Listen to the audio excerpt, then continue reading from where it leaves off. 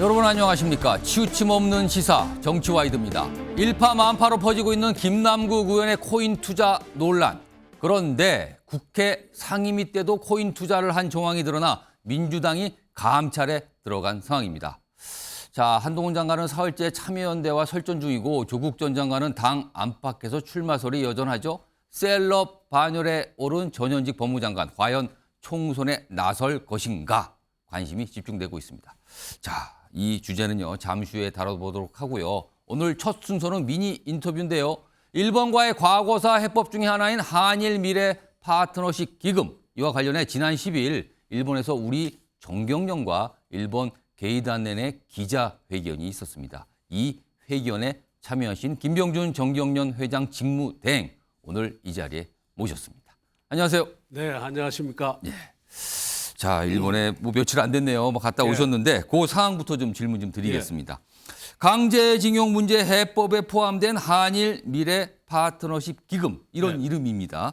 최근에 창설됐는데 일단 20억 원 규모로 알려졌고요. 근데 많은 분들이 좀 궁금해 하시는 게 자, 이게 구체적으로 어떤 돈을 말하는 거고 도대체 어디에 쓰이는 건가? 아시는 분은 알지만 모르시는 분은 아직도 좀 생소하거든요. 설명 좀 해 주시죠. 예, 이 기금은 제가 먼저 말씀드리고 싶은 거는 그 징용공 문제 해결을 위한 이제 지원재단의 기금은 따로 있습니다. 그 지원금 모은 돈이 따로 있죠. 예, 그건 따로고 그거와 별도다. 이건 별도로 그 한국과 일본의 경제계가 그 미래적 그 의미를 좀 더 우리가 좀 더 키워보자. 예. 그렇게 해서 민간 영역에서 이제 따로 이렇게 만든 기금입니다. 지금 일본이 1억엔, 우리가 10억 원을 출연해서 지금 이제 시작을 하는데 대략 그럼 우리 돈으로 하면 20억이 조금 더 되겠네요. 20억 정도 되는데 이 돈은 사실 시드만입니다. 재단 설립을 위한 시드만이고 그다음에 이제 설립을 하고 난 다음에 우리가 이제 설립을 마치고 그 사업을 제대로 계획하고 하면은 이제 그 다음부터 민간이 이제 뭐 어떻게든 얼마가 되든 민간 참여를 저희들이 좀 그 요청을 하려고 그럽니다. 그럼 기금의 한도는 없는 거네요? 이건 뭐 이렇게 어떤 목표 정하고 날짜 정해가지고 언제까지 무엇을 완수하자 이게 아니고 쭉 그 들어오는 대로 들어오고 또 하는 대로 일을 하면서 결국 한일 관계가 좀 미래적 의미를 가지고 발전할 수 있도록 그렇게 하자는 이야기입니다. 그럼 구체적으로 어디에 쓰인다는 계획도 나와 있습니까 지금? 이제 대체적으로 저희들이 뭐 한 6개, 7개 항목을 담아서 지금 이야기를 했는데요. 예를 들자면은 뭐 일본과의 기술 협력을 통해서 제3국에 진출한다든가 또 그렇지 않으면은 이제 반도체 같은 공급망 이런 부분에서 우리가 서로 협력해서 글로벌 공급망에 아주 중요한 축이 되게 한다든가 그런 논의를 하는 거라든가 또 이제 더 큰 의미를 담는 거는 젊은 세대들, 대학생을 포함한 젊은 세대들의 교류, 그 한국 학생들의 일본 가는 것을 도와준다든가 이런 데 써서 그러니까 문화적으로, 경제적으로, 기술적으로 서로가 좋은 그 협력 관계를 형성해서 미래를 개척해 보자 이런 의미를 담고 있습니다. 아마도 청년 세대가 조금 관심을 가질 것 같기도 하네요. 그런 지원금 형태로 아마 될 것 같은데. 이번에 일본 경단련에서도 어쨌든 한국 그 학생들의 일본 초청 이런 것을 구체적인 사업 내용으로 좀 담았습니다. 자, 그런데요.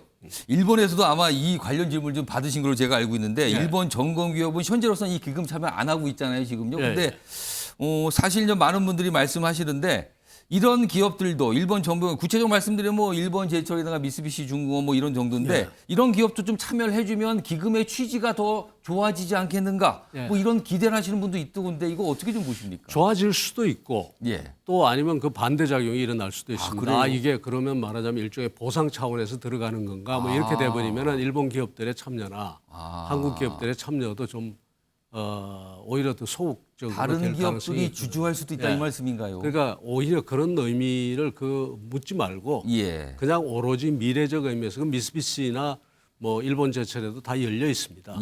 그래서 그분들이 직접 출연을 하든 간접 출연을 하든 다 이제 마찬가지인데 굳이 말하자면 그런 이야기를 너무 하지 말고 우리가 그 미래를 우리가 새롭게 열어간다는 의미에서 서로 협력하자 뭐 이런 정도로 되어 있습니다. 전범 기업 참여를 너무 강조하다 보면 이게 오히려 조금 약간 이상한 분위기가 될 수도 있다. 이 말씀인 걸로 보이네요. 자꾸 이제 미래적인 의미를 좀 더 예. 키우려고 하는데 자꾸 이제 과거 이야기가 너무 많이 나오게 되는.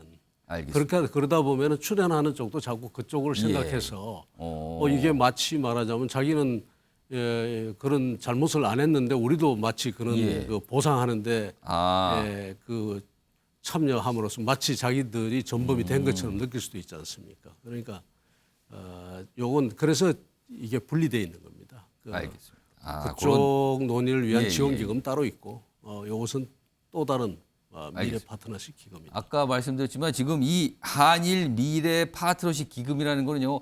강제징용 해법을 위해서 지금 기금 하나 만든 게 있는데 그거하고는 별도라는 거. 이걸 좀 강조해 주셨어요. 예. 자, 윤석열 정부 들어서 확실히 일본과의 관계가 개선이 됐습니다. 지금 서로 예. 방문하고 답방까지 왔으니까요.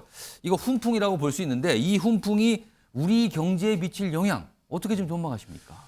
사실 지금 우리 경제를 둘러싸고 있는 환경이 굉장히 엄혹합니다. 예. 지금 공급망이 와해가 되고 있고 세계 각국이 지금 일종의 또 보호무역주의적인 그런 예. 자세가 또 강화되고 있고 또 그러는 가운데 글로벌 분업 체계도 지금 굉장히 바뀌고 모두 어렵거든요. 예. 이럴 때 또 기술 혁신은 가속화되고 있고 예. 이럴 때 일본하고 우리가 기술 혁신 부분에서 힘을 합친다면 더 훨씬 더 좋은 기술을 가지게 예. 되겠죠. 또 그다음에 반도체 같은 게 대표적이겠습니다만 아, 일본의 소부장 그 반도체에서의 그런 영역과 한국의 대량 생산 역량이라든가 이것이 결합을 하면은 예. 그야말로 변함없이 우리가 세계의 그 반도체 공급망의 축으로서 존재할 예. 수가 있고 그러니까 협력할 부분이 너무 많다. 그래서 한일 관계 개선을 통해서 이런 하여튼 관계가 좀 예. 확대돼야 된다 그렇게 예. 생각하고 있습니다. 좋은 기회가 될 겁니다. 자, 김병윤 회장님은 사실 많은 분들이 기억하시는 정치학자로 기억하시는 분도 예. 있고요. 아니면 정당의 이제 비상대책위원장 그래서 정치권 인사로 예. 기억하시는 분이 꽤 많은데 예. 지금은 정경련에 몸을 담고 계시거든요. 자, 어떻게 대기업 모임인 정경련을 이끌게 되신 건지 이걸 좀 설명해 주시죠. 사실 좀 이상합니다. 솔직히 왜냐하면 제가 이제 이 전국 경제인 모임인데 제가 뭐 기업을 운영하고 특히 대기업을 운영해 본 그런 그러니까 경험이나 경제인으로 지금까지 분류는 안 되셨거든요. 그런데 사실은 보면 예. 제가 이제 대통령 정책실장을 지내면서 그 업무의 거의 80%가 사실은 전부 경제 정책에 관한 것이었고 예. 그때 경제 정책을 다루면서 대기업의 총수들 비롯해서 대기업 임원들이나 이런 분들과 다 예. 이제 관계를 맺었었고요. 오. 그리고 그것이 오히려 지금 정당의 비상대책위원장을 맡으면서 정치인으로 비춰진 거지 사실은 경제 영역에서도 나름 이제 역할을 예, 많이 예. 해왔다고 이야기를 드릴 수가 있습니다. 그래서 그렇게 이해해 주시면 감사하겠습니다. 사실 정경련이라는 조직이 굉장히 규모가 있었는데 사실 어려움도 겪었거든요. 예. 그러니까 지금 이제 이끌고 계신데 예. 많은 분들이 제가 이제 오늘 김병윤 회장님 인터뷰한다니까 그거 하나 물어봐 달라. 예. 지금 정경련 괜찮습니까? 안정 많이 됐습니까? 뭐 이런 질문을 저한테 하더라고요. 이 어려우니까 저 같은 사람을 불렀겠죠. 예. 이게 어렵지 않으면은 아마 그대로 각 이제 우리 대기업 총수들께서 쭉 하던 그 원래 이제 정도의 그렇게 그대로 갈 하셨거든요. 텐데 예. 어려우니까 좀 바짝 붙어서 좀 정리를 해달라라는 건데요. 예. 크게 이야기를 드려서 좀 정경련의 전 기능과 역할 그 방향이 좀 바뀌어야 된다고 생각하고 바꾸고 있습니다 지금. 바꿔가는 과정이다 지금. 그러니까 역시 이제 옛날 같으면은 뭐 솔직히 말해서 대기업들이 이제 주로 보면 정부나 정치 권력, 행정 권력을 통해서 예. 향해서 로비를 하고 뭐 그런 것들도 있었죠. 예. 그러나 지금은 그런 시대가 아니다. 이제는 오히려 시민 사회를 바라봐야 될 때고 또 소비자를 바라봐야 될 때고 예. 또 로비를 하더라도 정말 굳이 로비라는 말을 쓰면 국민에게 로비를 해야지. 이제는 권력을 따라가고 권력과 이렇게 예. 유착하는 그런 시대가 지났다 이제는. 이제 그런 만큼 정경련의 기능과 역할이 다 바뀌어야 되는데 저보고 맡기신 게 이제 그 기업들께서 저한테 부탁한 게 바로 그 점 아니겠습니까? 그 방향을 좀 바꿔달라는 겁니다. 알겠습니다. 마지막 질문 하나 드릴게요. 예. 글쎄 이걸 답을 어떻게 하실지 모르겠는데 사실 삼성그룹, 현대차그룹 등 탈퇴했어요. 정경련을. 4대 그룹 복귀 문제, 정경련 복귀 문제, 예. 4대 그룹의 정경련 복귀. 이거 어떻게 예상을 할 수 있을까요? 이거 어떻게 좀 말씀을 하실까요? 지금 제가 들어가서 제가 맡은 기간 동안은 예. 정경련의 모습을 변화시키는데 제가 집중을 하고 있습니다. 예. 그리고 물론 대화는 하고 있죠. 이렇게 실무자들이나 아니면 뭐 회장님들하고도 이제 예. 대화는 하고 있는데 그분들에게 들어라 말라 이런 이야기를 하기보다는 예. 우선 정경련이 변하는 모습을 보여주고 오. 정경련이 정말 자유시장 경제와 자유민주주의의 그 축으로서 역할을 다하면 예. 그분들은 자연스럽게 들어오게 될 것이다. 그렇게 믿고 있습니다. 그래서 지금은 정경련 자체를 변화시키는 일에 지금 집중하고 있습니다. 좋은 결과가 있을 거라고 생각합니다. 좀 약간 희망 섞인 말씀으로 마무리 예. 좀 해주셨습니다. 자, 오늘 말씀 여기까지 듣도록 하겠습니다. 지금까지 김병준 정경련 회장 직무대행이었습니다. 감사합니다. 네, 감사합니다.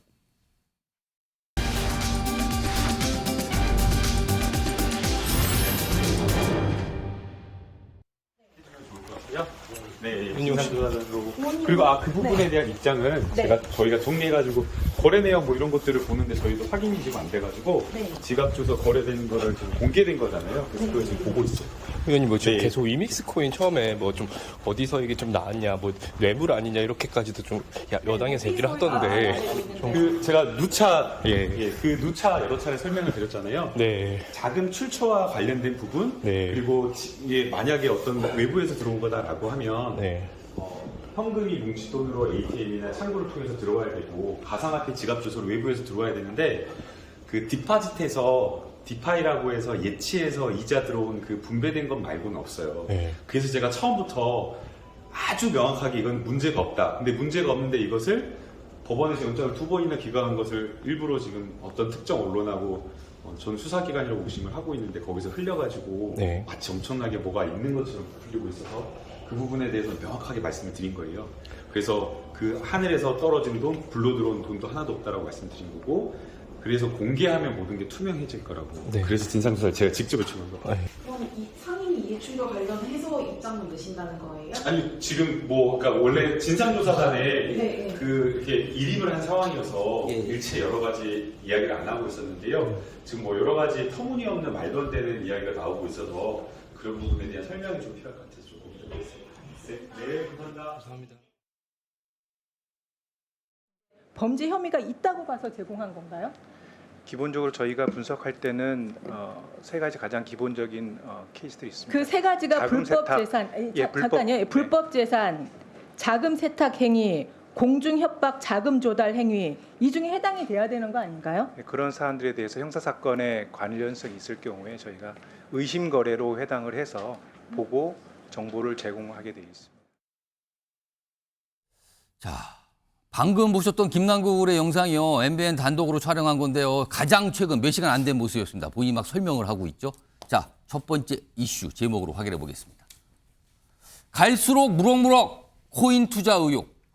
이런 의혹이 무럭무럭할 게 따로 있지 이런 의혹이 무럭무럭하면 안 되는데 그러고 말았습니다. 지금요. 핵심은 바로 이것이다. 하나씩 뭐가 정말로 큰 의혹인지 정리를 좀 해드리도록 하겠습니다. 우선 화면 좀 보시죠. 의혹이 참 많은데 크게 봐서 많은 분들이 왜냐면요. 이 코인 문제가 이게 뭔가 이상하긴 한데 내용이 굉장히 어렵고 까다롭거든요. 하시는 분은 알지만 코인 투자를 잘 모르시는 분은 도대체 무슨 말인지 이런 말씀도 많이 하시거든요. 가능한 쉽게 정리를 좀 했습니다. 우선 첫 번째 의혹은요. 이 위믹스라는 이름의 코인. 그동안 본인 돈으로 샀다라고 주장했던 게 한 80만 개 정도 되거든요. 근데 그 이후에 더 있다라는 얘기가 나옵니다. 그래서 뭐 40만 개가 더 있다. 아니다. 더 있다. 해서 지금 보도에 따르면 최대 57만 개 정도가 더 있을 수 있다. 더 있다. 이런 얘기가 나오거든요. 그러면은 이건 도대체 어디서 났는가? 설명이 잘 안 돼요. 이게 있고요. 두 번째는요. 한마디로 말씀드리면 몰빵 투자입니다. 보통 하나 사면 10억, 뭐 많게는 30억짜리 샀다. 30억 샀다. 이런 얘기가 나오거든요. 그리고요. 또 상임위 때도 코인 투자했다. 뭐 이런 얘기가 나오거든요. 우선 하나씩 짚어본데요. 우선 첫 번째 의혹과 관련해서 위믹스 57만 개는 어디서 났을까? 이와 관련된 목소리가 있습니다. 들어보시죠. 김 의원이 지난 11월 7일 법사위 전체회의와 올해 3월 20일 법사위 법안심사 소위 중에도 거래를 했던 정황이 발견되었다는 것입니다. 입이 다물어지지 않습니다. 김남국 의원 문제는 개인의 도덕성을 넘어 민주당을 대상으로 한 불법 로비 문제로 번지고 있습니다. 학술단체인 한국게임학회는 이례적으로 성명을 발표해 P2E 합법화를 위한 로비가 국회에서 이루어졌을 가능성을 제기했습니다. 자, 윤희석 국민의힘 대변인 나와 계신데요. 이 첫 번째 의혹, 위믹스, 이게 보도에 따라서는 40만 개, 47만 개인데 최대치로 보면 57만 개까지 나오거든요. 의혹을 받고 있어요. 이건 어디서 나온 겁니까? 하늘에서 뚝 떨어졌습니까? 이거 어떻게 된 겁니까, 이건? 그러니까 이제 돈을 주고 산 게 아니라는 지금 의혹인데요. 그 코인 회사에서 에어드랍이라는 방식으로 해서 에어드랍이요? 예. 그럼 영어입니까? 에어드랍입니까? 그러니까 그냥 주는 거죠. 소위 하늘에서 떨어진 겁니까? 그럼 그게? 그렇게 볼 수도 있는 거죠. 결과적으로는 이제 마케팅용으로 예. 본인들이 발행한 코인을 그냥 주는 겁니다. 무상으로요? 예, 무상으로 줬다는 게 중요한 얘기인데 예. 만약에 저 57만 개가 에어드랍 방식으로 위믹스에서 준 거다. 위메이드에서 만든 위믹스 코인이 57만 개가 에어드랍 형식으로 김남국 의원의 계좌로 들어갔다. 그 지갑으로 들어갔다고 한다면 상황과 좀 맞는 게 있어요. 위믹스는 작년 11월에 상장 폐지라고 할 수 있는 거래 지원 중지를 당합니다. 그 이유가 2억 5천 개 정도 발행했다고 공시를 했는데 유통량은 3억 2천만 개 정도 됐어요. 7천만 개가 더 많이 유통이 됐단 뭐가 말이에요. 좀 달라진 거네요. 그렇죠. 그러니까 발행한 것보다 더 많은 코인이 유통이 되고 있다는 얘기는 그만큼 관리가 안 됐다는 얘기인데 그렇다면 그 7천만 개 중에 일부가 그럼 김남국 의원한테 간 거 아니냐는 합리적 의심을 할 수 있는 거고 위믹스는 그 이후에 그 발행이 과다된 7천만 개를 자체 소각함으로써 지금은 거래가 되고 있는 상황이거든요. 이게 문제라는 얘기가 정확히 드러나는 사례가 될 수 있습니다. 지금 자막으로 형태가 나가는데요. 민주당에 지금 진상조사단이 꾸려서 뭔가 알아보고 있는데 지금 김남국 의원 에어드롭 수령 사실이 보고가 됐다. 그러니까 뭔가 이게 어떤 코인인지 모르겠지만 이른바 에어드랍이라는 거는요. 이 코인 발행하는 쪽에서 그냥 무상으로 준다는 뜻이거든요. 뭔가 그런 일이 있었다라는 보고가 당해됐다고 합니다. 지금요. 이런 보도까지 나오고 있는 상황이에요. 일단 첫 번째 의혹. 도대체 어디서 난 거냐는 거죠. 저거는 어디서. 이게 복잡한 여러 가지 문제를 야기할 수가 있는 거예요. 과연 그렇게 무상으로 받는 게 정당한 건가? 아닌가? 자칫 이거는요. 심각한 사법적 관련, 사법적 쪽으로 갈 수도 있어 보이기도 합니다. 지금. 이게 첫 번째 의혹이고요. 두 번째 의혹. 그 세 가지 의혹 다시 한번 불러오죠. 두 번째 의혹은 이거예요. 도대체 뭘 믿고 몰빵 투자를 한 건가? 그러니까요. 코인이 여러 개가 등장을 하는데 어떤 코인 보통 10억 원어치 가치가 있는 코인을 10억 원어치 정도 샀다는 얘기도 있고요. 어떤 거는요. 뭔가 이 코인이 상장된 지 얼마 안 되는데 수십억 원어치 샀다는 얘기도 있고요. 글쎄요. 일반인의 배포로서는 도저히 설명이 잘 안 되는 이런 얘기가 나오거든요. 자, 그럼요. 이와 관련된 어떤 전문가들의 얘기가 있습니다. 들어보시죠. 아무래도 김남국 의원님의 평소 이미지에 따라서 사람들이 그랬을 리가 없다 이렇게 보는 것 같아요. 왜냐하면 평소에 검소한 이미지고 성격이 이렇게 좀 유하신 분이니까 어떻게 보면 상남자 배팅이잖아요. 만약에 평소에 약간 대쪽 같은 성격이었다면 그럴만하다 이렇게 얘기를 했을 수도 있는데 그랬을 리가 없다 이렇게 사람들이 생각을 하는 것 같습니다. 자, 장윤선 정치 전문 기자 나오고 계시는데요. 지금 전문가는 이거 상남자 배팅이다 이런 용어까지 나왔는데 도대체 뭐를 믿고 이렇게 거액을 이른바 몰빵 투자를 할 수 있는가? 그 일각에서는요. 아니 저 정도 투자 규모가 있는 거 보니까 거의 코인 타짜 수준 아니냐 이런 말까지 있거든요. 이거 어떻게 판단하십니까? 그러니까 이제 대체로 주식만 하더라도 그 몰빵은 하지 말라는 거고요. 그리고 기본은 분산 투자인 건데 계란을 한 바구니에 담지 마라라는 게 이제 기본 원칙인데 김남국 의원 같은 경우에는 적게는 10억, 많게는 30억 이렇게 몰빵 투자한 내용들이 지금 확인이 되고 있는 건데요. 본인이 해명을 하긴 하겠지만 관련해서 어떤 내부 정보, 미공개 정보에 의한 투자의 확신 같은 게 있지 않고서야 저런 투자가 가능할 것인가라는 의혹이 국회 정치권 안에 있는 게 사실 사실입니다. 상식적으로 생각해 보면 아니 뭐가 든든하게 믿는 게 있지 않고서야 저런 거액을 한 번에 이렇게 투자로 할 수 있을까 이거거든요 지금. 예, 그래서 관련해서 제가 어제 예. 오전에 김남국 의원하고 직접 통화를 했는데요. 예. 본인은 결단코 그런 일은 없다. 아니다. 네, 미공개 정보, 내부 정보를 활용해서 투자한 적이 없다. 또 뭔가 알고 미리 알고 투자한 거 아니다라고 예, 얘기를 했어요. 절대 그것은 아니다. 믿어달라 이렇게 얘기를 했고요. 그리고 두 번째는 본인이 뭐 나중에 그 조사 과정에서 국회는 예. 항상 이 출입 기록을 남기고 국회의원회관에 들어갈 수 있기 때문에 예. 출입 기록 명단을 봐서도 확인이 가능하겠지만 위믹스 관련자를 만난 적이 없다. 없다. 예, 그리고 지난 2년간 본인은 지역에서만 활동을 했었다. 서울에서 만난 게 없고 그리고 카드 내역을 봤더니 12,000원 쓴 게 다더라.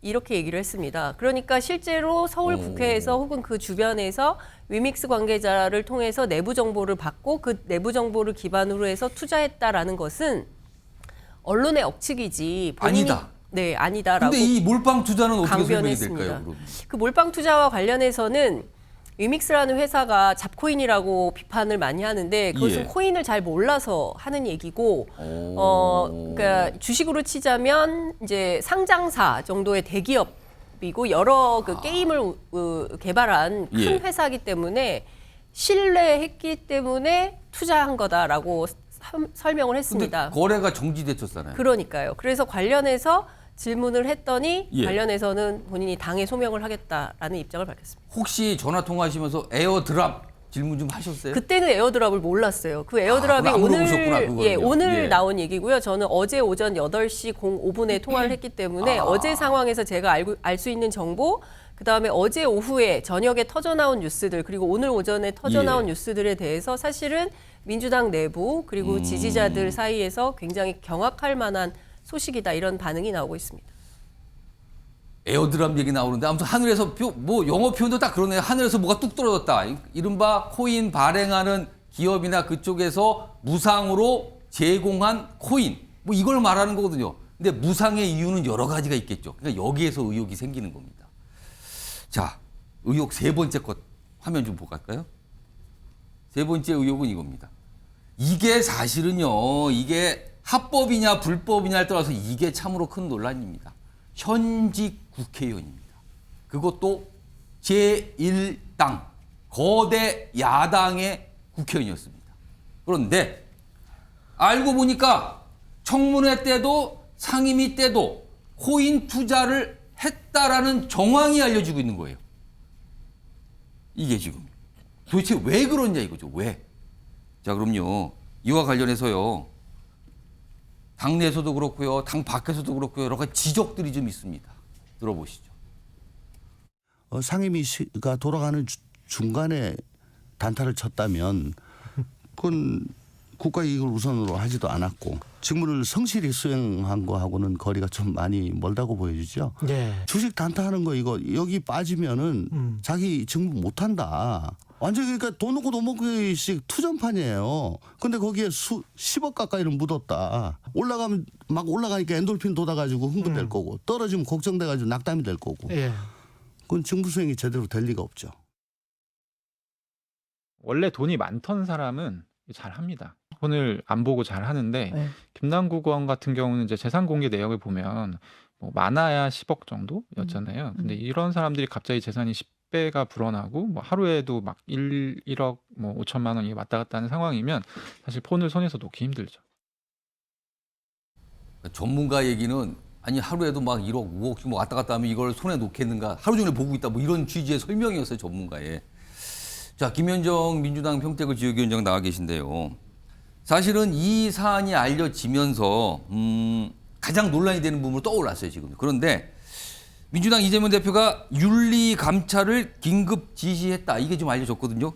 그만큼 이제 민주당에서 이거 큰일이다 싶다 이렇게 판단한 겁니까? 이거 어떻게 좀 봐야 됩니까? 예, 그 전문가가 이제 김남국 의원의 것이라고 추정되는 예. 그 전자지갑의 코인 거래 내역을 이제 추정해서 예. 이제 저게 이제 거래 내역이 나온 것인데 예. 전제는 추정이잖아요. 그래서 예. 추정이 사실인지 여부에 대해서는 당사자가 소명자를 그렇겠죠. 빨리 내야만 이제 확인되는 거기 때문에 일단 그렇게 보이는 정황들이 자꾸 나오는 거죠, 예, 지금. 그래서 이재명 대표가 오늘 특별 감찰 바로 지시했고요. 예. 제가 아까 우리 그 당 진상조사단 참여한 의원하고 통화를 좀 해봤는데 예. 지금 확인 중에 있다라고 합니다. 그 부분에 대해서? 예, 자료가 너무 많다고 하고 아까 에어드롭 관련해서도 보도에서는 예. 김남국 의원이 의원 자격에서 뭐 받거나 이런 건 아니고 익명으로 이제 한 것이고 에어드롭을 주는 그런 기준들이 있는데 그 기준이 충족해서 받았다 이렇게 나와 있지만 그것도 지금 진상조사단에서는 조사 중에 있다. 이게 지금 명확한 입장인 거고요. 예. 그래서 그 14일 날 일요일 날 세신 의총 예정되어 있지 않습니까? 예. 그 전에 조속히 중간 발표를 좀 하겠다. 이렇게 지금 계획을 세우고 지금 조사 중에 있다라고 합니다. 지금 말씀하신 순간 좀 속보가 나갔는데요. 지금 이제 조사를 하고 있잖아요, 당에서요. 근데 인력 충원 요청 예정이랍니다. 그러니까 복잡하니까 더 많은 분들을 좀 투입해서 더 빨리 소상히 밝혀내겠다. 지금 이거거든요. 그만큼 이제 민주당도 굉장히 긴장을 하고 있는 상태로 추정은 됩니다. 자, 이런 가운데요. 화면 좀 볼까요? 조수진 의원이 뭘 SNS에 사진과 뭐 글을 좀 올려놨는데 뭐 이게 무슨 사진입니까, 지금? 뭘 두 가지 비교했는데 일단 요 내용을 확대된 게 이거예요. 2022년 11월 7일 이태원 참사 현안보고 및 질의 국회 법사위 김남국 의원의 모습이라고 하면서 사진 두 개를 올려놨는데 요 사진과 요 사진이에요. 근데 여기 김남국 의원이 앉아있는데 핸드폰 보는 것 같죠? 근데 나갔어요. 뭡니까 그럼? 그러면 혹시 나가서 뭐 이런 겁니까 지금? 아직은 몰라요. 그러니까 이게 사실인지 아닌지 좀 따져봐야겠지만 이렇게까지 사실은 좀 희화되는 모습까지 나타난 거잖아요. 이런 사진들 지금 자꾸 돌고 있습니다, 지금요. 여기 김남국 의원 앉아있고 여기는 자리를 뜬 상태로 앉아있고 뭐 이런 모습이잖아요, 지금. 민현주 전 새누리당 의원께 국회의원 해보셨잖아요. 네. 국회의원이 국회 뭐 본회의, 뭐 상임위, 뭐 청문회 등등등 많은 활동을 하는데 네. 이렇게 틈틈이 코인할 만큼 좀 여유가 있습니까? 뭐 다른 의원들이 질의를 하거나 또 정부와 질의 답변을 하는 와중에 본인의 순서가 아니거나 본인의 예. 정당에서 하지 않는 내용들이라면 뭐 안간의 여유는 있습니다. 그리고 아까 지금 조수진 최고가 올린 그 사진들을 보더라도 만일에 코인을 하지 않고 그냥 화장실을 잠깐 다녀온다든지, 그렇죠. 네, 뭐 긴급한 전화 통화가 있을 수도 있어요. 그래서 뭐 잠깐 자리를 이석하거나 이런 경우들은 상임위 상황에서 종종 발견되는데요, 발생하는데요. 문제는 이 관련된 기사가 언론에 나온 게 어젯밤부터 오늘 새벽까지 시간입니다. 그러면 김남국 의원이 이게 억울하다 그러면 충분히 소명할 시간이 있었어요. 그리고 이게 지금 저 상임위뿐 아니라 이태원 참사 관련된 법사위 질의 상임위뿐 아니라 한동훈 장관 청문회, 그다음에 헌법재판관 인사청문회, 그리고 정순신 전 낙마했던 그 당시 법사위 상임위 굉장히 여러 차례가 지금 굉장히 민감하고 중요한 현안들이었군요. 그 당시에. 민주당 입장에서 굉장히 아주 뭐 총공격을 한다 그랬던 상임위 상황이거든요. 인사청문회라든지. 그래서 김남국 의원이 만일에 이게 억울하다, 난 그런 적이 없다라고 했다면 이미 오늘 새벽부터 지금 이 시간까지 소명할 수 있는 시간은 충분했다. 그러니까 이게 기억을 못할 수는 없어요. 왜냐하면 단 한 번이라면 못할 수도 있지만 여러 차례 거래된 시간과 이게 맞기 때문에 그래서 김남국 의원은 소명을 이제까지 안 하는 건 본인이 거짓말을 하기엔 지금 이미 많은 자료들이 나오기 때문에 차마 본인이 아직 자백을 못하고 있는 게 아닌가 이렇게 의심하기에 충분한 상황이라고 봅니다. 아직은 모르겠어요. 정황인데 억울할 수도 있고 아닐 수도 있어요. 근데 뭔가 이상해 보이는 거는 분명히 맞다 보입니다, 지금요. 방금 전에 지금 저희 제작진이 이 김남국 의원 관련된 영상이 들어왔다고 지금 계속 저한테 얘기를 하고 있거든요. 뭐 준비된 게 있습니다, 지금요. 확인해 보시죠. 당에 해명했던 거랑 진상조사단에 지금 조사에 임하고 있어서요. 다른 이야기를 좀 저도 하고 싶은데 하지 못하는 좀 어려움이 있어서요. 이해를 해주시면 좋을 것 같습니다. 오늘 너무 늦게까지 고생 많으셨고요. 지금 어디 가시는 거예요? 조사하러 출석하시는 건가요? 네, 반갑습니다. 해명했던 내용이랑 조금 다른 내용이 좀 있는 것 같은데 그러면 안 되나요? 어디 가시는 거예요 지금? 어디 가시는지까지만 그러면 좀 감찰 혹시 탈당 얘기가 나오는데 그에 대해서는 좀 안 돼가지고. 뭐 별다른 얘기를 한 건 아니네요. 그냥 모습이 나와서 쭉 진행되어 엘리베이터까지 타는 모습이었는데. 자, 우선 장윤선 기자. 이거 좀 어떻게 봐야 됩니까, 이 상황? 글쎄, 참 그 국민의 한 사람으로서 참담한 생각이 좀 드는데요. 사실 직장인으로 치면 근무 시간이거든요. 근무 시간에? 예, 근무 시간에 딴짓하면 안 되지 않습니까? 그런데 근무 시간에 뭐 6번 투자하고 뭐 경우에 따라서는 새벽하고 밤늦은 시간에 저렇게 투자 행위가 있었으니 예. 제대로 된 의정 활동을 할 수 있었겠냐라는 비판을 하고 있는데요. 제가 아는 한 정치권의 관계자, 전직 의원인데 예. 2016년에 했었다는 거예요, 코인을. 몇 달 하다가 그만뒀다는 거죠. 지금은 안 하는데 국회의원입니까? 이 전직 국회의원인데 왜 그랬냐라고 물어보니 예. 다른 걸 할 수가 없대요. 그러니까 다른 데 신경을 돌릴 수가 없다. 그냥 이것만 이렇게 보고 있는 겁니까? 이거를, 계속? 예, 왜냐하면 너무나 큰 금액이 계속 왔다 갔다 하기 때문에 예. 신경을 다른 데 쓸 수가 없다고 얘기를 하더라고요. 그래서 왜 이모 발언 같은 게 나왔을까라는 것이 그것까지 또 의심을 받고 있는 거죠. 연결돼 혹시라도 예. 딴 데 신경을 쓰느냐 뭐 이렇게까지 얘기가 나온단 그런 말이에요. 비판도 가능한 상황인 것 같고요. 저는 예. 이제 그 김남국 의원이 당에서 조사를 받고 있고 조사하고 있기 때문에 정확한 내용을 예. 지금 말씀드리기 어렵다라고 말을 하는데 당에서 예. 조사가 결정이 되면 예. 그 조사가 공개가 되겠지만 그와 별도로 여러 가지 의혹들과 관련해서 기자회견을 통해서 국민들께 정확한 내용을 좀 보고할 필요가 있겠다라는 생각이 좀 듭니다. 윤석 대변인, 김남국 의원은 국정을 담당하는 국회의원이잖아요. 그것도 입법을 담당하는 입법부의 일원입니다. 많은 분들이 그래서 더 깜짝 놀라는 거 아닐까요, 지금? 그렇죠. 김남국 의원이 뭐 민주당 소속 의원이기 때문에 제가 공격하거나 그러는 게 아닙니다.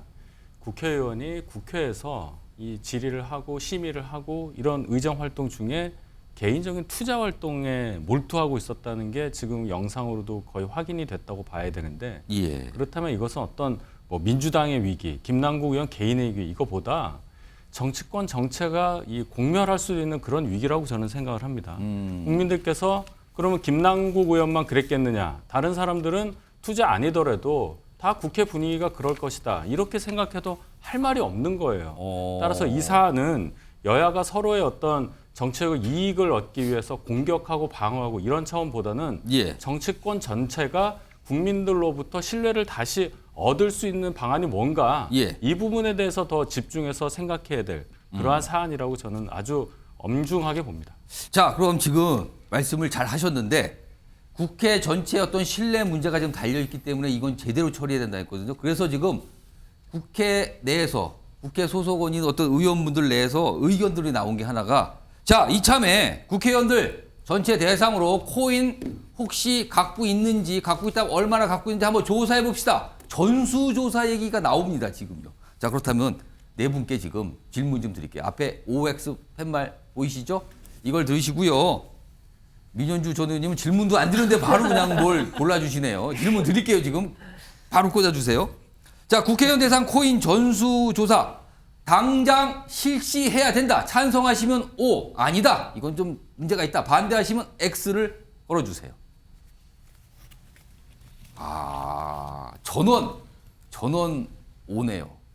뭐 이유는 제가 뭐 보니까 다들 짐작이 되는데 그러면은 제가 한 분씩 제가 좀 다른 류의 질문을 이유와 함께 다른 류의 질문을 좀 드려볼게요. 일단 김현정 이 지역위원장. 맞아. 요 네 분 의견을 듣기 전에 사실은 국회의원 현역 의원들이 이와 관련된 의견들을 좀 낸 게 있거든요. 몇 분 등장합니다. 그 영상부터 확인해 보겠습니다. 오늘 국회의원 전체에 대한 코인 전수조사 실시를 공식적으로 공개적으로 요구하는 바입니다.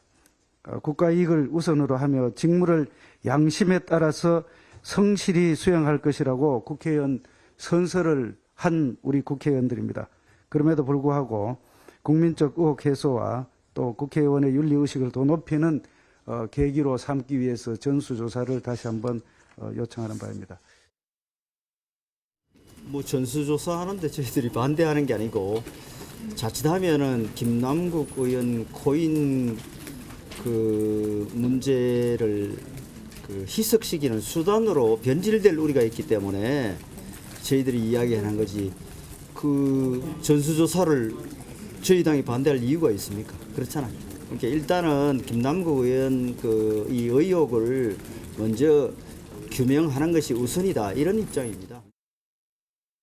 뭐 신중하다고 하는 게 뭐 꼭 반대 이런 의미보다도 어떤 방식으로 할 것이냐 한다면, 그리고 현재 가상자산 관련해서 뭐 아시다시피 그 실명 거래자가 아직 확보되지 않은 그런 부분들이 많기 때문에 어떻게 실효적으로 그것을 공개할 수 있느냐, 그런 데 대한 좀 구체적인 사안들에 들어가면 신중한 의견들이 좀 있습니다. 그러니까 적극적으로 해야 된다는 분이 있고 반대는 아니지만 이거는 조금 뭐 약간 이런 의견이 약간 결이 달라요 지금요. 자, 김현정 위원장도 이거는 당장 전수조사할 필요가 있다라고 지금 동그라미 5를 선택해 주셨는데, 그런데요, 이거 정말 가능하겠습니까 지금 국회의원들? 지난 21년도에도 부동산 투기 관련했을 때 여야가 다 동의해가지고 그 인권위에서 한 사례가 있지 않습니까? 그 이상으로 이거는 되게 파급력이 있는 거라고 저는 생각을 하거든요. 그리고 사실은 이 가상화폐 코인과 관련돼서 이거를 재산신고 대상에 넣어야 된다라는 거를 이번에 이제 여야가 합의를 했지만 사실 몇 년 전에 이미 법안이 발의되어 있었는데 계속 계류 중이었거든요. 처리가 안 됐었거든요. 그만큼 정치권에서 이 문제에 대해서 좀 심각하게 안 보고 있는 측면이 있거든요. 그래서 이번 즉각적으로 전수조사를 실시해서 왜 바로 해야 되냐면, 아까 윤재욱 원내대표께서 뭐 일단 우리 김남국 의원에 대한 의혹 해소와 수사가 먼저 선행돼야 된다는 취지로 말씀을 하셨지만, 그렇게 되면 어떤 문제가 생기냐면요. 이게 즉각적으로 하지 않으면 재산 신고 같은 경우는 올해 12월 말 기준으로 해서 내년에 하는 거잖아요. 그러겠죠. 그 사이에 다 코인 다 매각해버리면 또 다 매각을 다 팔아버린다. 효과가 없지 않습니까? 그래서 지금 김남국 의원과 관련해서는 뭐 자금 출처라든지 뭐 이게 행방이라든지 이런 거에 대한 문제 제기도 있지만 또 그 사이에서 뭐 업계로부터의 로비를 받았느냐 또는 대가스 내부 정보를 이용한 것이냐, 이런 의혹들도 같이 제기되고 있는 것이기 때문에 이것은 비단 김남국 의원만의 문제는 아닐 것이기 때문에 전수조사를 즉각적으로 해야 될 필요가 있다, 이렇게 생각합니다. 자, 이번에 민현주 전 의원께서도 5를 선택해 주셨는데, 이거 만약에요, 지금 이게 전수조사 요구가 자꾸 커질 경우에 만약에 이거를 지금 안 됩니다, 약간 반대 목소리를 내는 의원이 계신다면 괜히 의심받는 거 아닙니까? 또 괜히 그러다가? 지금 분위기에서는 반대하는 자가 코인을 가진 자 이렇게 나뉘게 찍힐 수 있죠. 그러니까 설사 없었더라도 다른 이유 때문에 반대하는데 괜히 의심받게 되나요? 그러면은? 사실은 지금 이제 국회의원 전수조사를 하게 되면 김남국 의원에 대한 이 파장과 사태의 심각성이 약간은 희석될 수 있는 우려가 있기는 해요. 근데 그럼에도 불구하고 지금 공직자, 특히 국회의원의 선출직으로서 그 막강한 권력과 권한을 가진 이 자리에서 코인 관련된 어떤 지금 말씀하신 대로 뭐 어떤 로비를 받았느냐 아니면 어떠한 다른 미정보 공개를 이용했느냐, 이런 많은 의구심이 있는 상황에서는 저는 국회의원 전수조사가 선행돼야 된다고 생각을 하고요. 지금 김남국 의원이 지금 처음엔 적법했다, 코인이 뭐가 문제냐라고 해서 제도화되지 않았다고 해서 코인 투자가 문제냐라고 했다가 지금 하나하나 밝혀지고 있는 것들이 그 원천 자금이 어디서 왔느냐, 정보를 어떻게 했냐, 하다못해 코인 거래가 일을 해야 되는, 정말 국민을 위해서 일해야 되는 상임위 자리에서, 청문회 자리에서도 계속 지금 진행됐거든요. 그러면 만일에 코인을 가지고 있다면 이게 김남국 의원만의 문제일까?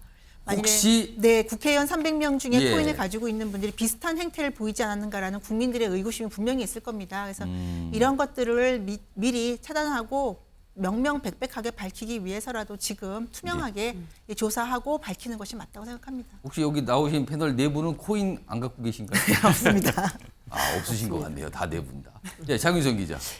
사실 이 문제가 김남국 의원 개인의 문제라기보다는 2021년 당시에 소위 얘기하는 P2 입법, 그러니까 게임머니 합법화와 관련된 입법 로비가 핵심 게임 업계의 그렇습니다. 어떤 수건 사업에 해당하는. 그래서 사실은 지금 한국에서 이게 사행성 문제 때문에 불법이어서 이 업체들이 전부 동남아시아를 통해서 우회해서 하고 있거든요. 그러니까 이런 문제들에 대해서 어떻게 할 거냐라는 게 핵심 포인트인 것 같고, 당시에 김남국 의원뿐만 아니라 다른 의원들 그리고 심지어 국회 보좌진들까지도 입법 로비의 대상이었다고 한다면 이것도 사실은 살펴봐야 될 중요 이슈 중에 하나이기 때문에 지금 현재는 국회의원뿐만 아니라 4급 이상의 공직자들 그리고 예. 특히 이제 고위공직자들도 로비 받았을 가능성이 있는 거다. 그래서 관련해서 보유 현황에 대한 전수조사는 물론이고 그리고 가상자산의 재산 등록 공개법 예. 이런 것들을 반드시 입법화해야 된다라는 요구가 나오고 있습니다.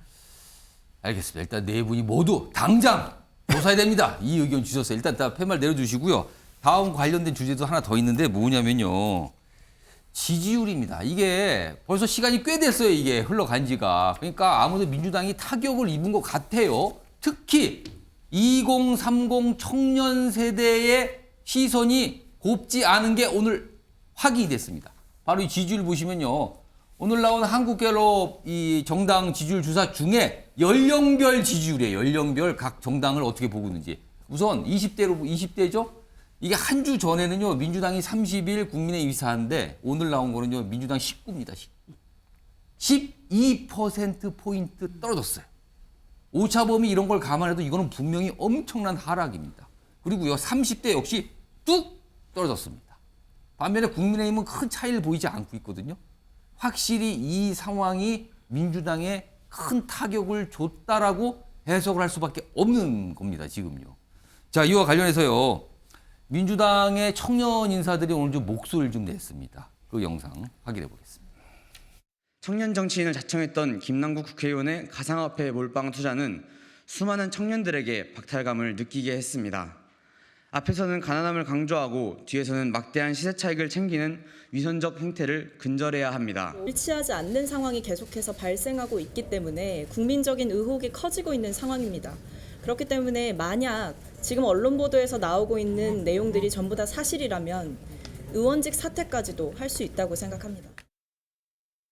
의원님, 만약에 국민의힘에서 이런 비슷한 상황이 벌어졌어요. 이쯤 되면 어떻게 해야 된다고 보세요? 저희는 윤리위를 열죠.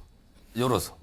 아, 연다. 그 징계 절차에 들어간다. 예, 징계를 하죠. 물론 그 전에 뭐 해당되는 분이 자진 탈당을 하면은 방법이 없겠습니다만. 스스로 그 선택을 한다면. 민주당은 보니까 주로 자진 탈당을 하고 저희는 징계를 하는 그런 이제 방식인데 어쨌든 그러네요, 또 보니까. 당 차원의 조치를 하는 것이 국민들에게 이 보여주는 모습이 훨씬 더 직접적으로 다가갈 수 있기 때문에 그 방법이 제가 볼 땐 정치적인 해법이라고 보는데 예. 지금 의원직 사퇴 얘기까지 하지 않습니까? 그렇습니다. 의원직 사퇴는 이제 본인이 결정할 문제인데 3년 전에 김남국 의원을 선택했던 지역구민의 의사도 있기 때문에 그거는 뭐 당에서 뭐라고 할 수는 없는 일이겠죠. 예. 김남국 의원 개인의 선택이라고 생각합니다. 자, 김현정 위원장 이제 민주당 소속이신데 이쯤 되면 이거 어떻게 지금 처리한다고 보세요? 이게 좀 굉장히 여론이 나빠지는 게 보인단 말이에요, 지금요. 이거 어떻게 보십니까? 특히 20대의 지지율이 저희가 민주당이 많이 빠져서 지난 대선 때 패배의 가장 원인이기도 그렇죠. 했는데 다시 많이 돌아왔는데 또 지금 그러는 것 같단 말이에요. 다시 이제 공정과 상식 이런 것들에 예민한 그런 계층이라서 저희 민주당 입장에서 상당히 아픈 부분인데요.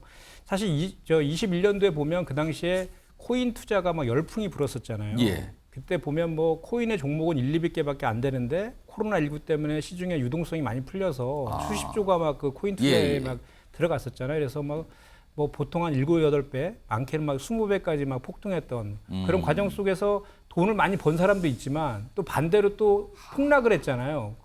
그 과정에서 또 연끌해가지고 투자했던 청년들의 또 아픈 그러네요. 부분도 같이 담겨져 있는 거거든요. 지금 청년 세대가 그런 기억을 지금 떠오르는 걸까요, 그럼? 그런데 이제 청년 정치인의 그 상징처럼 돼 있는 김남국 의원이 그 코인 투자를 통해서 막대한 이제 이익을 남겼다라는 것에 대해서 청년들이 많이 이제 실망을 하고 있는 거 아닌가 이런 생각이 좀 들고 어쨌든 지금 저는 빠른 시간 안에 지금 뭐 아까 저 진상조사에서 내일까지는 중간 결과 발표라도 하겠다고 하고 있으니까 그 결과 발표에 상응하는 그 개인적인 책임이 뭐 탈당일 수도 있고 뭐 아까는 사퇴 얘기도 나오던데 뭔가 조만간 본인의 그런 그 책임에 상응하는 책임지는 모습들을 좀 보일 수밖에 없는 상황이 되지 않았나 이런 생각을 해봅니다.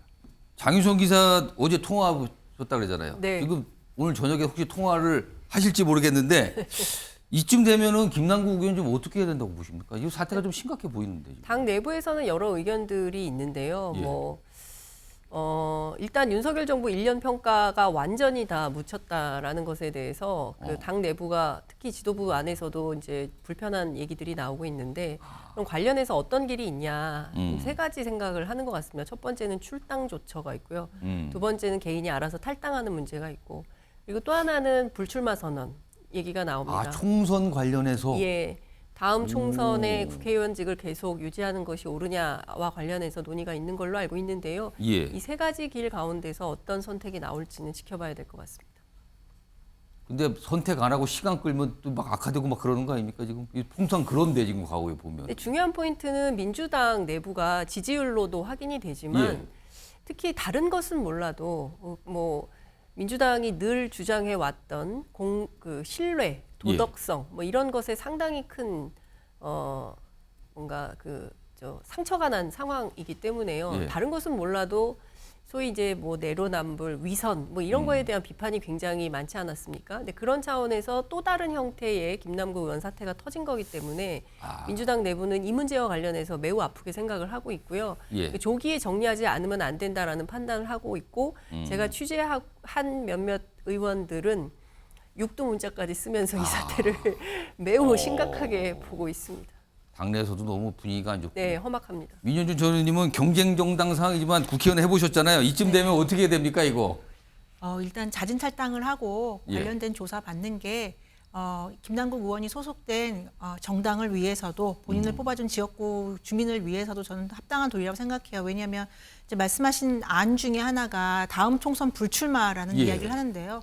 총선 불출마를 지금 논의할 때가 아닌 것 같아요. 지금 이 코인 관련된 투자 자금이 어디서 왔느냐. 뭐 다른 문제는 상임위에서 한 거는 뭐 도덕적, 윤리적 문제라고 하고요. 책임의식 문제라고 하지만 그 코인을 투자한 자금이 어디서 왔느냐에 대해서 지금 김남국 의원이 아무 말도 못 하고 있거든요. 그럼 이게 자칫 수사 상황으로 갈 수도 있다 이 뜻입니까? 네. 그리고 입법 과정을 보더라도 몇 가지 지금 의심사항이 되고 있는 그 법이 통과가 되지 않았더라도 그 법안을 제출한 것만으로도 해당 코인 가격이 출렁거린 게 보였거든요. 그럼 이것이 어떤 정황상 문제가 있는지 자금은 어떻게 흐름이 있는지를 갖다 먼저 수사를 해야 되는 입장이라서 김남국 의원은 일단 탈당하고 관련된 조사를 성실하게 받는 것이 먼저다라고 생각합니다. 알겠습니다. 이게 지지율 보니까 아까 그 20대 그리고 30대 지지율 보니까 이거는 뭐 누가 봐도요 이거는 엄청난 타격이 가고 있구나 이게 한눈에 보입니다 지금요. 자, 이 주제 이 정도 정리하고요. 다음 이슈 마련돼 있습니다. 제목으로 확인해 보겠습니다. 자, 이번 이슈 제목은 이겁니다. 문정부 전방위 비판하는 윤석열 대통령. 자, 그 배경엔 과연 무엇이 있을까? 최근에 좀 비판 발언, 문정부 때 문제가 있었다 이런 취지의 얘기가 좀 반복적으로 나오고 있거든요. 자, 요 얘기 좀 해볼 텐데요. 우선 윤석열 대통령이 어떤 얘기를 최근에 한 건지 그 내용부터 확인해 보겠습니다. 북한의 선의에만 기댔던 대한민국의 안보도 탈바꿈했습니다. 우리의 삼축 방어 체계를 한층 강화하고 있습니다. 또 과거 몇 년간 중단되었던 한미 연합 훈련을 재개하고 실전 훈련을 한층 강화했습니다. 집값 급등과 시장 교란을 초래한 과거 정부의 반시장적, 비정상적 정책이 전세 사기의 토양이 되었습니다. 지난 정부는 K-방역이라는 말을 하면서 코로나 방역의 성과를 자화자찬했지만 엄밀하게 평가하면 의료진의 희생을 담보로 한 정치 방역으로 합격점을 주기 어렵다고 진단했습니다. 과거 정부에서는 국군 통수권자가 전 세계에 북한이 비핵화를 할 거니 제재를 풀어달라고 했다면서 이런 상황에서 국방 체계가 어떻게 됐겠느냐, 결국 군에 골병이 들고 말았다 이렇게 지적했습니다. 자, 윤석열 대통령의 최근 이런 이딴 발언에 대해서 여야 역시 반응을 좀 보였죠. 여야 각각 등장합니다. 들어보시죠. 민주당의 간호사법 강행 통과로 빚어진 직격간 갈등이 국가적인 혼란과 위기를 불러오고 있습니다. 지난 정부 코로나 위기가 최고조에 달했을 당시에도 대통령이 나서서 의사와 간호사를 편갈랐는데 민주당에 분열의 DNA가 있는 건 아닌지 걱정스러울 따름입니다. 이제는 모든 것을 전 정부의 책임으로 돌릴 수 없는 시간입니다. 남 탓 아닌 내 탓의 시간입니다. 비난 아닌 책임의 시간입니다. 국정 운영의 최고 책임자가 취임 1년이 지나서도 국정의 모든 분야에서 전 정부를 비난하고 탓한다면 국민들이 결코 좋아하지 않을 것입니다. 다 탓하니까 하는 거다. 무슨 소리니까 아직까지 탓을 합니까? 뭐 이런 거예요. 지금 격돌을 하는 모습으로 보이는데. 자, 화면 좀 봐주실까요? 화면에 좀 문제가 하나 있어요. 자, 연일 문재인 정부 때 지적을 하고 있죠. 문제가 있었다라고 윤석열 대통령이 계속 얘기하고 있는데 뭐 방역, K방역, 그다음에 대북 정책, 그다음에 부동산 정책 등등등 여러 분야예요. 자, 이렇게 얘기하는 윤석열 대통령 어떤 생각의 배경을 갖고 있을까? 이거를 좀 추정해보는 시간입니다. 우선 윤희석 대변인, 요 물음표에 뭐가 들어갈 것 같습니까? 객관적 상황 전달이라고 생각합니다. 전 정부 탓을 해서 윤 대통령이 얻을 건 없어요. 저건 탓이 아니고 한번 보십시오. 박광원 지금 원내대표는 1년 지났으니까 이제는 남 탓할 시기가 아니라고 얘기하시는데. 예, 그렇게 얘기를 했어요. 예, 예를 들어서 전세 사기 같은 경우를 보면은 전세 사기 관련한 정책이 바꾼다고 해서 이 정부 들어와서 그 영향이 언제부터 시작되는가를 따져봐야 되는 거잖아요. 그러니까 임기가 1년 시작해서 1년이 지났다고 해서 그 전 정부에서 했었던 어떤 잘못된 정책에 의한 영향이 지속되고 있기 때문에 뿌리가 그쪽에 있는데 이 말씀인가요? 그렇죠. 그럼? 거기 지적한 거고 군 문제도 마찬가지입니다. 지난 5년 동안에 이제 문재인 정부에서 나름 어떤 정책 방향을 가지고 대북 정책이라든지 이런 걸 한 건데 그 결과 판단해 보니 지금 군 상황이 이렇다. 대통령으로서는 그렇게 국민들에게 상세히 설명할 의무가 있는 것이고 그것을 탓으로 들었다면은 그것은 너무 과한 해석이라고 저는 봅니다. 자, 이번에는 표정을 보니까 다른 의견 갖고 계신 것 같은데 김현정 위원장, 요 물음표, 사실 문제 좀 불러올까요? 이 물음표 안에는 과연 무엇이 들어가 있다 그렇게 생각하시는지 요 물음표입니다. 이 배경 어떤 생각일까요? 이걸 전 정부에 대해서 콤플렉스가 있으신 것 같아요. 콤플렉스요? 네. 그게 아니면 설명이 안 되는 게 지난 해에 윤석열 대통령이 왜 국민의힘 의원 연찬회에서 전 정부 탓하면 안 된다라고 본인 직접 말씀하셨잖아요. 그리고 이제 국무회의 때에도 그렇게 얘기하셨어요. 이 정부의 출발점은 전 정부에 대한 평가부터 시작되기 때문에 얘기할 수밖에 없다 이렇게 하셨는데 평가는 못한 것뿐만 아니라 잘한 것도 같이 해야죠. 같이 해야 되는 것이고 못한 것만 그것도 본인들의 시각에서 뭐 객관적인 근거도 없이 그냥 그 전 정부의 탓을 하고 비판하는 것은 그것은 평가가 아니라 비난이고 갈라치기라고 저는 생각을 하거든요. 예를 들면 방역과 관련해서 우리 국민들과 같이 K방역이라 해서 잘 극복해서 세계가 극찬한 K방역 아닙니까? 그것을 과학방역으로 바꾼다면서 그 각자 도생 과학 방역에 대해서 국민들이 비판하고 있는 것은 국민들이 다 알고 있는 사실 아닙니까? 북한 문제와 관련해서도 무인기 통해서 뭐 대통령실도 뚫리고 각종 설화로 인해서 오히려 남북 관계를 더 악화시키고 있다는 게 국민들의 지금 생각이신 거고요. 부동산과 관련된 것은 전 정부가 잘못한 것이 있죠. 그렇지만 또 그 3주택 이상 다주택자에 대해서 종부세를 올린다든지 뭐 이런 문제들은 또 지금 정부에 대해서도 너무 부자 중심의 정책 아닌가라는 또 비판의 지점도 있는 것이거든요. 그래서 저는 오히려 이렇게 전 정부를 거론하면서 본인들의 그 실정을 숨기려고 하는 수단으로 이용하기보다는 오히려 지금은 국정 기조도 좀 바꾸고 그 야당과 언론과 국민과의 소통을 좀 쌍방 소통을 좀 강화할 필요가 있겠다. 그렇게 보수 언론들조차도 지적하고 있지 않습니까? 뭐 예상대로 두 분은 뭐 완전히 다른 이 물음표에 전혀 다른 내용을 집어넣어 주셨어요. 자, 이런 가운데요. 오늘 한국전력 이거는요. 한국전력은 이제 전기값 인상과 관련된 기업이잖아요. 오늘 여러 가지 얘기가 그동안 많았는데 자구책 발표를 했는데 그런데요. 이겁니다. 자구책 발표를 하고 한전사장, 여기 정승일 한전사장인데 사의 표명을 했어요. 근데 이 정승일 사장은 문재인 정부 당시 임명돼서 취임한 사장이에요. 임기가 남아있는 상태인데 오늘 자구책 어떻게 하겠습니다 라고 발표하고 사표 낸 거예요. 자, 이걸 놓고 또 여러 가지 시각이 있는데 일단 한전 자체가 경영난이다. 이거에 대한 책임을 지고 스스로 물러난 거다. 다른 쪽에서는 아니다. 그동안 여당에서 얼마나 압박을 많이 했는가. 물러나라고. 이것 때문에 그런 거 아니냐. 뭐 이런 시각이 또 충돌하고 있어요. 지금요. 자, 장윤성 기자. 네. 그런데 이걸 보고 뭐 경영난은 경영난이니까요. 근데 여당의 압박 이 부분과 관련해서 이런 말씀을 또 정치권 인사가 하시더군요. 만약에 지금이 민주당 정부였으면 민주당 정부는 안 그랬겠는가 압박을 이런 얘기를 하거든요. 이거 어떻게 들으셨습니까?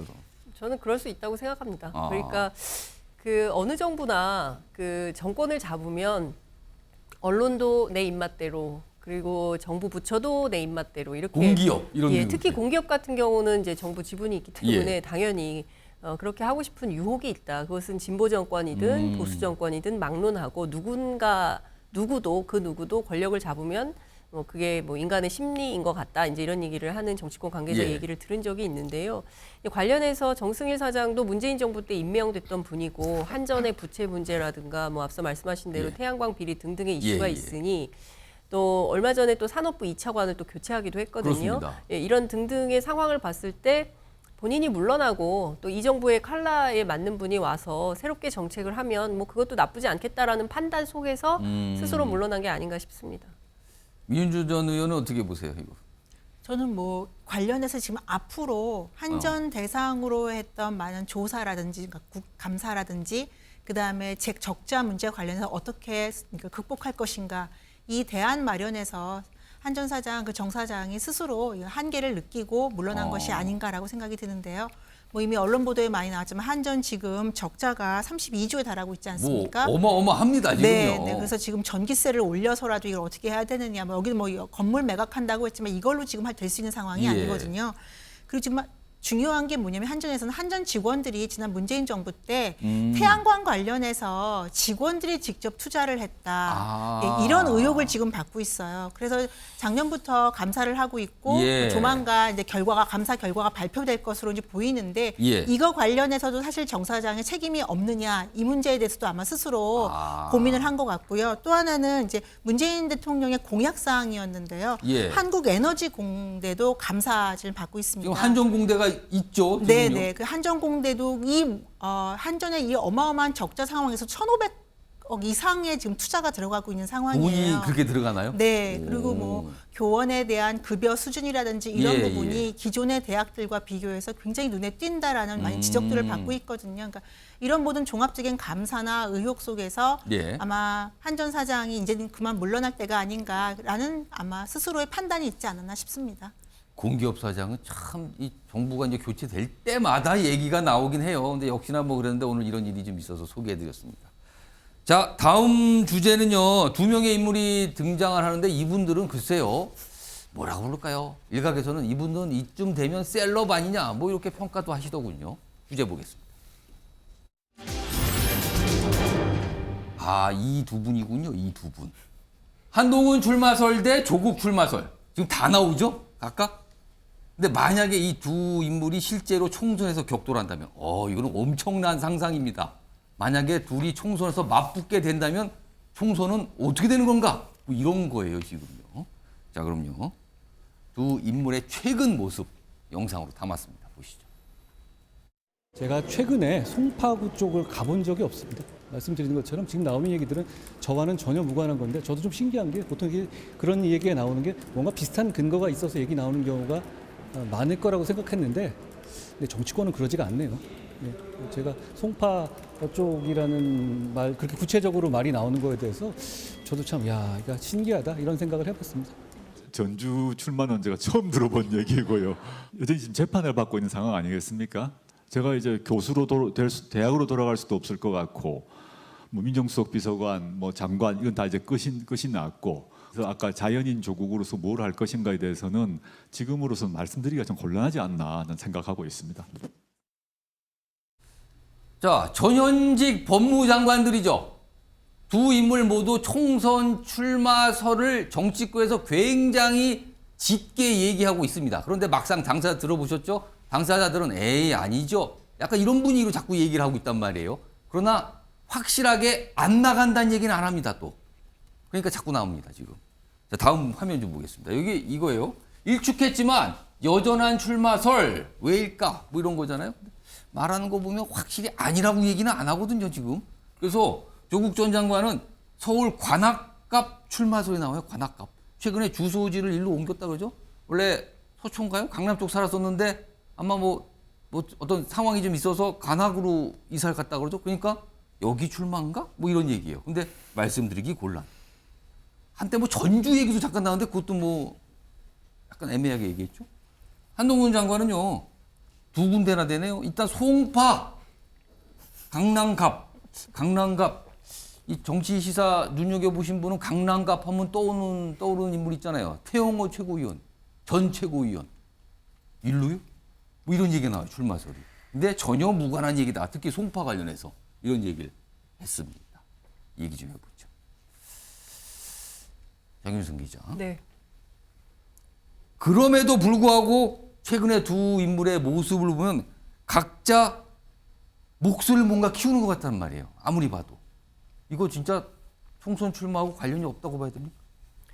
글쎄요, 좀 더 지켜봐야 될 것 같긴 한데 예. 그 조국 장관의 경우에는 지금 앞서 본인 스스로 밝힌 대로 재판이 진행 중이기 때문에 예. 이 재판이 끝나기 전까지는 사실 출마하기가 어렵습니다. 예, 뭐 중간에 재판 받다가 또 뭐 어떤 상황이 변화될 수 근데 있는. 이제 민주당 공천 룰상으로는 가능은 하잖아요. 그런데 제가 보기에 조국 전 장관이 그렇게 어리석은 분은 아니라고 생각해요. 그래서 뭐 지금 재판 받고 있는 와중에 그리고 또 부인은 지금 감옥에 있지 않습니까? 예. 그리고 또 딸이 어떻게 될지, 의사 면허가 취소되는 상황이 올지, 그리고 또 아들 문제, 온 가족이 지금 다 재판받고 있는 이런 상황에서 예. 본인이 뭐 정치를 해보겠다? 저는 그런 판단을 할 분은 아니라고 생각합니다. 그리고 아마도 본인도 뭐 예. 그거는 부적합하다고 그러고 전죽을 이런 것은 말하기 좋아하는 사람들이 그냥 꺼낸 얘기. 그냥 한다면 부산이겠죠. 출마를 오. 한다면 부산 고향. 또는 뭐 상징성이 있는 뭐 어디 뭐 종로 이렇게 될 거고 예, 예. 관악갑도요. 지금 어쨌든 방배동에 살다 봉천동으로 예, 이사를 예. 갔기 때문에 이제 기자들이 저런 기사를 쓰고 있는데 저는 그 근거는 기사에 별로 없다 보이는 거예요. 근거가 보네요. 없다고 생각하고 예. 제가 조국 교수 계속 뭐 팔로우를 하고 있습니다만 제가 보기엔 그렇게 판단할 분은 아니라고 생각이 듭니다. 그렇지만 이제 한동훈 장관의 예. 경우에는 다양한 정치의 길이 열려 있는 것 같고요. 아. 왜냐하면 사실은 스타급 정치인 수준이에요. 이쯤 최근에 되면은 보면 뭐 셀럽 반열에 접근했다고 봐야 될 것 같기도 한데요, 지금. 연예인 수준이죠. 사실은 오. 주목받는 수준, 뭐 그 기사 나오는거나 예. 뭐 이런 검색어 등등을 보면 상당히 이제 셀럽에 올라와 있다고 봐야 될 것 같긴 한데 한동훈 장관이 어떤 정치적 선택을 할지는 본인의 선택도 있고 또 뭐 경우에 따라서는 당의 요구도 있겠지만 그것보다는 대통령실의 판단 이것도 주요하게 작용할 걸로 보이기 때문에 예. 현재로서는 두 분 모두 정치의 길을 단정하기는 어렵다 이런 판단이 좀 듭니다. 지금 두 인물 나와 있는데 두 인물 비교한 내용이 화면에 하나 더 있거든요. 그거 좀 띄워보겠습니다. 아, 이게 뭔가 같다는 거예요. 이 세 가지 점이 공통점인데 일단 눈길 끄는 패션. 조국 전 장관도 옷을 잘 입었다 그러죠. 수트 같은 거 보면 잘 입었다는데 여기 특히 텀블러 이거 꼭 들고 다녔단 말이에요. 텀블러. 여기 보면 한동훈 장관도 뭐 안경 등등해서 뭐 굉장히 좀 패션을 챙기는 것 같다는데 여기는 머플러입니다. 텀블러 대 머플러. 저 다른 물건인데 전혀. 두 번째는요. 굉장히 당당한 화법을 구사했다.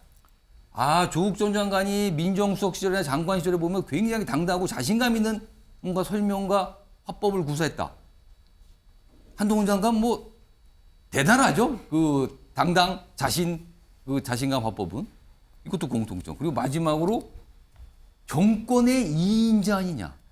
뭐 실세 장관, 실세 수석, 뭐 왕수석 뭐 이런 얘기 들은 게 조국 전 장관이고 한동훈 장관 역시 뭐 실세 장관 이런 얘기 듣잖아요. 그러니까 2인자 아니냐. 아, 보니까 1, 2, 3이 공통점이네요.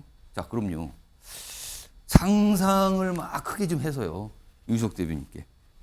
만약 이 두 인물이 실제 총선에 다 출마할 경우, 다 출마하면 이 총선은 어떻게 되는 겁니까? 그럼 이 총선은 뭐라고 규정이 되는 겁니까?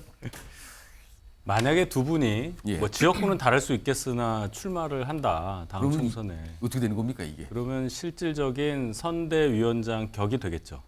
사실상 선대위원장 격에서 끌고 간다. 예, 그런 형국이 되겠는데. 대리전도 되는 겁니까? 그럼 이거는? 뭐 그럴 수도 있고요. 기본적으로 국민들의 이 관심을 다 가져올 수 있는 분들이기 때문에 일거수일투족이 다 언론에 노출이 될 거고. 혹시 총선이 아니고 모르시는 분은 이거 대선 또 치르나 뭐 이렇게 느끼는 겁니까 그러면은?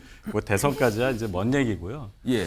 근데 저는 이런 생각을 해봅니다. 총선 카드로 이 두 분을 쓴다는 것에 대해서 뭐 조국 전 장관은 이제 사법적인 리스크가 있으니까 어려울 걸로 보이고 예. 한동훈 장관에 대해서도 이제 많은 분들이 그런 얘기를 하는데 저분이 그 법무부 장관으로서 할 일이 많다는 얘기를 지속적으로 해요. 아. 그러니까 이제 장관 맡은 지 1년 됐고 물론 총선까지 가면 2년 정도 되니까 충분히 장관 마치고 출마할 수도 있다고 보시긴 하는데 예. 그동안의 한동훈 장관의 그 일관된 발언의 취지를 살펴보면 그렇게 대중 정치에 관심이 있는 그런 모습으로 보이지는 않습니다. 제 개인적으로 판단할 때는. 네. 그러면은 아무래도 나오지 않을 것 같다 이렇게 생각하시는 건가요? 네, 저는 그럼? 그렇습니다. 민현주 전 의원께 네. 몰라요. 모르겠어요. 지금 뭐 나올지 안 나올지 뭐 그게 확실한 대답을 안 하는데 확실히 안 나온다는 아니고 뭐 나올 거라고 얘기도 안 하니까요. 근데 민현주 전 의원 보시기에 한동훈 장관이 출마를 하게 되면 사실 한 장관 같은 경우는 보수층으로부터 굉장한 열광을 받고 있는 건 맞거든요. 근데 이제 당선이 되기 위해서 보수층만 아니라 중도도 뭔가 마음을 주거나 표를 줘야 되는데 이건 어떻게 판단하십니까 지금?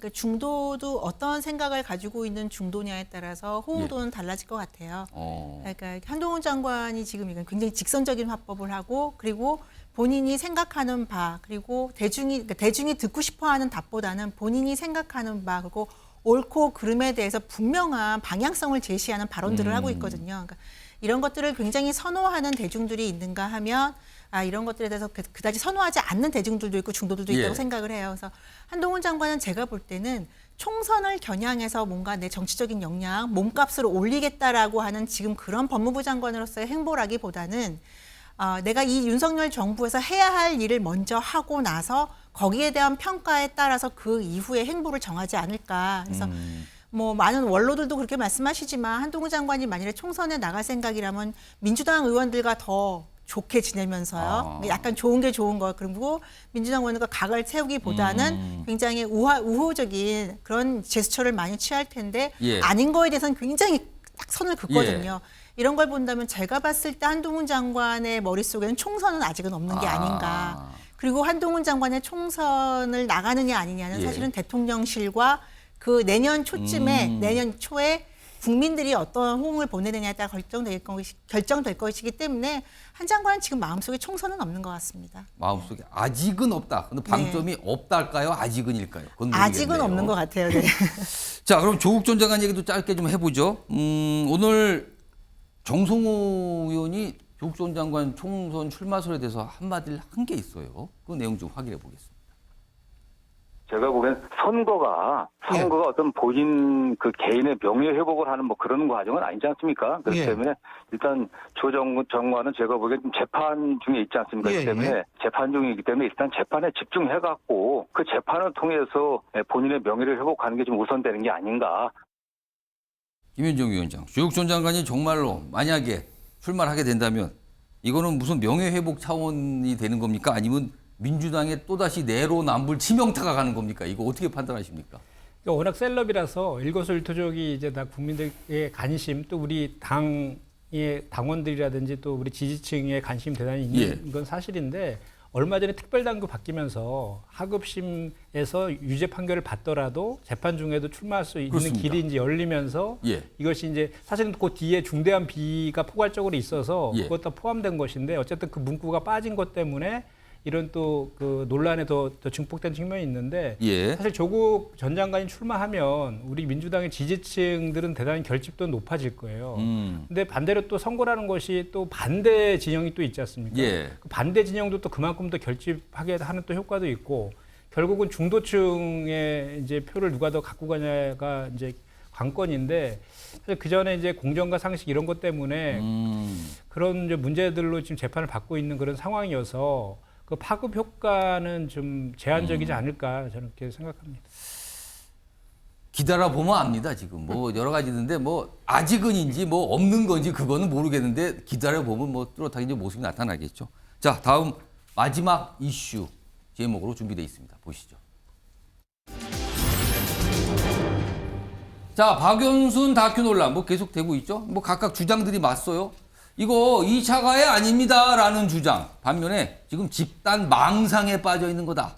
혹평을 또 내놓은 분들도 있어요. 이런 주제가 좀 있습니다. 자, 이와 관련해서요. 두 명의 목소리 확인해 보겠습니다. 박원순 시장의 이제 뭐 여러 가지 사건에 대한 논란들이 지금까지 이제 3년이 지난 지금까지 정리가 안 되고 있는데요. 그동안에 이제 그 어떻게 보면은 박 시장이 일방적인 그 주장에 의해서 성희롱범으로 이제 낙인이 찍혀 있어가지고 저희들이 이제 그런 국가인권위원회의 실권조사에서 보장받지 못했던 그런 방어권을 행사하는 의미, 그런 의미에서 이제 촛변론이라는 타이틀로 이제 영화를 만들게 됐습니다. 지금 그 다큐 만든 분들은 그때도 지금도 이 행정부 판단을 거부하는 내용으로 주장을 하고 계시지 않습니까? 그게 왜 2차 가해가 아니겠습니까? 이게 이런 콘텐츠를 생산하면 그 밑에 또 주옥 같은 댓글들이 달릴 거고요. 그런 걸 피해자가 본다고 생각을 해보세요. 역시 우리 시장님이 절대 그럴 리가 없어 류의 어떤 집단 망상과 또다시 이어질 집단 린치가 걱정이고요. 정말 대단한 사회적 낭비라고 생각합니다. 민현주 전 의원님, 이 상황 어떻게 좀 평가하실까요? 전 지금 인터뷰한 내용 중에서 제일 충격적인 게요. 김대현 감독이라고 다큐 만든 분이 예. 1차 가해 여부 진실성이 밝혀지지 않았다는 거예요. 그런데 무슨 2차 가해 논란을 하느냐. 1차도 뭐가 매듭이 안 되는데 왜 2차 얘기나 이런 것 같아요? 네. 1차 가해가 왜 못 밝혀졌습니까? 박원순 전 시장이 극단적 선택을 했기 때문에 못 밝혀진 거잖아요. 그리고 그 조사 과정에서 민주당의 여성 의원들이 피해 호소인이라는 말까지 정말 기상천외한 개념을 만들어내지 않았습니까? 그래서 온 국민이 분노를 했어요. 민주당의 강성 지지층 개혁의 딸들 왜 목소리를 안 내는지 저는 이해가 안 되고요. 민주당에서 논평을 안 낸다고 했는데 논평을 안 내는 거, 그 침묵은 이거에 대해서 아무런 답변이 되지 않습니다. 관련해서 민주당 분명히 입장을 밝혀야 되고요. 그리고 민주당이 인권을 주장하고 뭐 시민단체와 같이 손잡고 여성들의 인권 보호, 여성들의 권리 보호라고 얘기하는데 도대체 민주당이 어디에서 여성들에 대한 인권과 권리 보호가 있는지 박원순 전 시장에 대한 이런 다큐를 우리는 아무 관련이 없다라고 말할 것이 아니라 분명하게 입장 밝히고 이거 관련해서도 입장 밝혔던 민주당 여성 의원들 있지 않습니까? 이분들 여기에 대해서 분명하게 반성과 사과 입장 아직도 안 밝혔어요. 그래서 이 다큐 입장 밝히면서 좀 함께 사과와 이 문제 밝혀야 된다고 생각합니다. 자, 김현정 위원장, 사실 피해 호소라는 표현 정말 많은 지적을 받았어요, 당시에요. 이게 도대체 뭔가. 근데 그때 말씀하신 민주당 여성 의원도 계시거든요. 근데 이번에 이 다큐와 관련해서 뭐 그 여성 의원뿐만 아니라 민주당이 별다른 얘기가 없거든요. 그래서 많은 분들이 혹시 이 다큐 취지에 동의하십니까? 이런 질문을 하시는 분들도 있거든요. 이거 어떻게 좀 설명하실까요?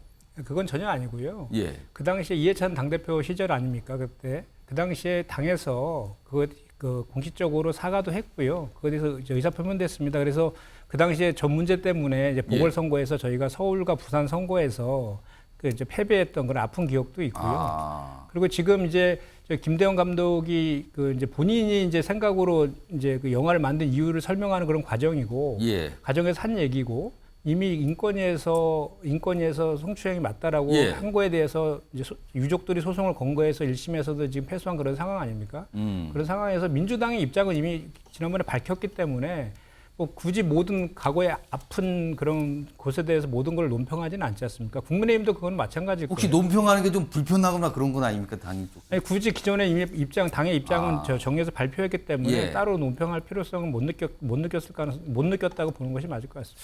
지금 화면을 보면 감독 입장과 지금 요거랑 유호정 의원 비판한 입장인데 감독 입장 다시 한번 불러볼까요? 화면에 있어요. 지금 아까 민현주 전 의원님이 지적하신 대목이 이거예요. 뭐 혐의 12가지 중에 대부분 뭐 인정을 못했다. 2차 가해는 1차 가해 전제다. 1차 가해 진실성에 대해서 뭐 관심 갖지 않았다. 그러니까 1차가 없었다는 약간 주장하는 거 같잖아요. 그러니까 2차 얘기를 왜 하느냐. 뭐 이런 얘기예요. 자, 다음 보겠습니다. 유호정 의원이 반응을 보이는데 인권위에서 이미 결정했습니다. 성희롱이라고. 그만 좀들 하세요라는 반응이죠. 그리고 이 얘기를 꺼내요.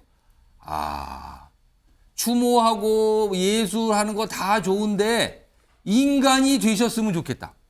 야, 이거는 엄청난 혹평입니다. 뭐 다 좋은데요. 자유롭게 하시는 거. 근데 인간이 먼저 돼야 되는 거 아닙니까? 라고 평가를 내립니다. 이거를 어떻게 될까요? 시간이 조금 남았는데 윤석 전 대변인 한 말씀 해주셔서 한 30초 남았어요. 조금 더 세게 얘기하면 뭐 진영도 좋고 이념도 좋고 뭐 추모도 좋고 다 좋은데 우리가 괴물은 되지 말았으면 좋겠습니다. 기본적인 인간성을 다시 돌아가서 우리가 생각을 해본다면 피해자 생각부터 해야 되는 것이고 그렇다면 저런 다큐가 국민들로부터 환영받지 못한다는 거 다 이해하시리라 저는 굳게 믿습니다. 갑자기 그냥 이 다큐들이 요즘에 막 정치권 이슈도 올랐는데 그 중에 하나가 됐습니다.